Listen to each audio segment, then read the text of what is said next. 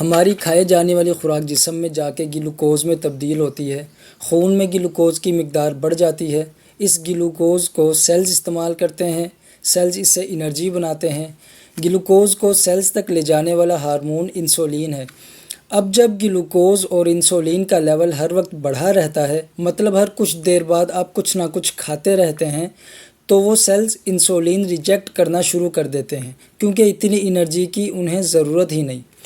ये extra glucose फिर fat में तब्दील होता है, वेट गेन होता है। वेट लॉस करना है तो फिर इंसुलिन लेवल्स को डाउन रखना होगा। फाइबर इंसुलिन लेवल्स पर असरअंदाज नहीं होता। प्योर फैट जैसा कि olive oil, coconut oil, avocado oil, fish oil, ये इंसुलिन लेवल्स को डिस्टर्ब नहीं करते, मॉडरेशन में अगर इनका इस्तेमाल किया जाए।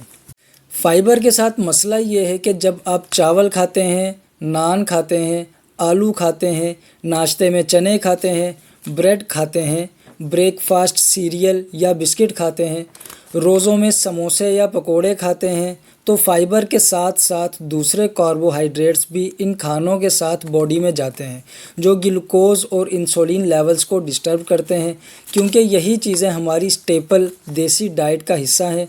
तो ये बैड सोर्सेज हैं फाइबर के लिए। फाइबर के लिए आपको ग्रीन लीफी वेजिटेबल्स यानी सब्ज़ पत्तों वाली सब्जियां, जिसमें पालक, गोभी, बंद गोभी, खीरा, टमाटर, मटर, प्याज, लहसुन, ब्रोकली, एस्पैरागस और लेटस अगर मिल जाए तो इनमें मौजूद फाइबर इंसुलिन लेवल्स को डिस्टर्ब नहीं करता। फाइबर कॉम्प्लेक्स कार्ब्स में आता है और बॉडी फाइबर को यूज़ नहीं करती।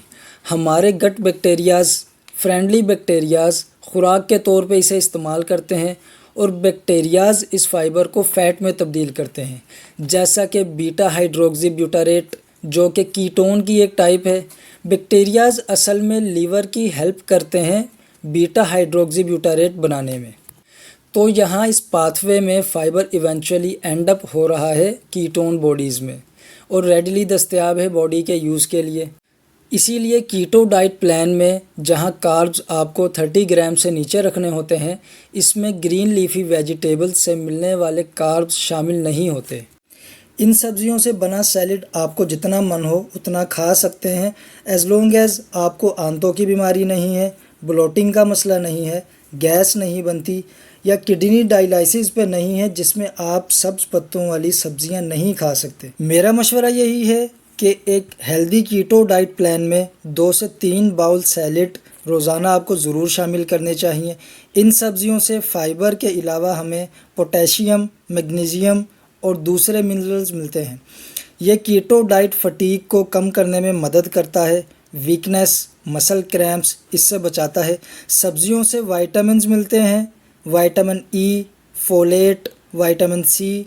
इसके बाद हमें फाइटोन्यूट्रिएंट्स की एक बड़ी मिकदार मिलती है। क्लोरोफिल बहुत अच्छा antioxidant, carotenoids free radical damage से बचाते हैं, फ्लेवोनॉइड्स एंटी इन्फ्लेमेटरी खसूसियात रखते हैं, विटामिन के दिल की सेहत और कोऑर्डिनेटिव फंक्शन को इम्प्रूव करता है।